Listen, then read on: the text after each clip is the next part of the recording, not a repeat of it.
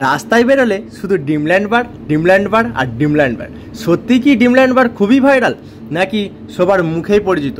এইটাই দেখার জন্য কিন্তু আজকে আমার বন্ধুকে সাথে নিয়ে চলে গেছিলাম সেই ড্রিমল্যান্ড বারে। এইরকম ঐতিহ্যবাহী মুহূর্ত আমি দেখবো কোনো দিনই আশা করিনি। ভিতরে অ্যাম্বিয়েন্স থেকে শুরু করে এখানে ওয়েলকাম থেকে শুরু করে কিন্তু জাস্ট মারাত্মক লেভেলের ছিল। আমার এখানে ঢোকার পরেই কিন্তু একটা বারবার ব্যাপার মনে হচ্ছে। আর এই দেখতে পাচ্ছ তোমার সামনে কিংফিশারের একটা লোগো দিয়া এর মেনু কার্ডের স্টল আছে। আর তারপরে কিন্তু দেখতে পাচ্ছ আমাদের খাবার চলে এসেছে।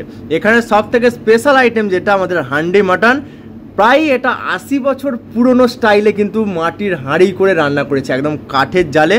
আর ভেতরে কিন্তু ফ্রেশ ক্রিম, ওপরে গার্নিশ করা ধনে পাতা থেকে শুরু করে পুদিনা পাতা ভালো করে কিন্তু দেয়া আছে। আর তার সাথে নিয়েছিলাম মিক্সড ফ্রায়েড রাইস, এরকম দামড়া সাইজের চিকেন দেওয়া আছে কিন্তু ফ্রায়েড রাইসের মধ্যে। আর প্রন থেকে শুরু করে এগস, কিন্তু ভেজিটেবল থেকে শুরু করে পেঁয়াজ পাতা রসুন পাতা থেকে শুরু করে অ্যাভেলেবেল দেওয়া আছে।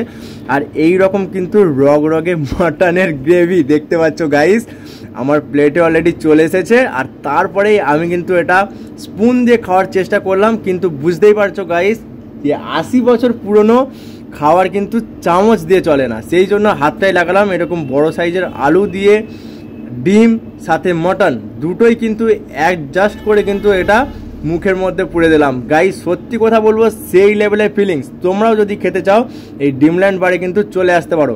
তারপরে মটনটার কোয়ালিটি দেখো, মটনটা কিন্তু গাইস একটু শক্তই ছিল, বাট পুরো পিওর যে রেয়াজি খাসি যেটা হয় সেইটারই কিন্তু একদম মটনটা ছিল। সত্যি কথা বলতে এখানের ওভারঅল এক্সপিরিয়েন্স বেশ ভালোই হয়েছে। ভিডিওটা ভালো লাগলে চ্যানেলটি সাবস্ক্রাইব করে দাও।